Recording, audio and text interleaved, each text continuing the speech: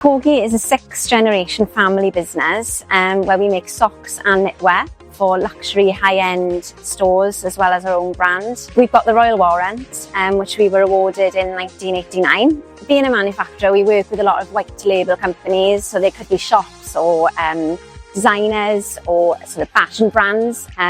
Some of the companies we worked with have been Burberry, Thom Browne, and then we've worked with a lot of up-and-coming younger fashion designers who are showing in London Fashion Week, New York Fashion Week, and they have some really wacky and creative ideas that they want to bring to life, and we sort of help them develop their creations. The traditional methods are at the heart of what we do and the heart of our brand, so we've got people using their hands to make these lovely socks and knitwear. They're using hand-operated machines and they're really taking care to create those products. We've even got some machinery that the company had in 1892 and we're still using those machines today. So my role here at Corgi is head of design, so I kind of I'm at the forefront of all the design and the creative work here. And I've been here for 17 years and it's taken quite a long time for me to develop my skills and sort of use my skills from college into my role.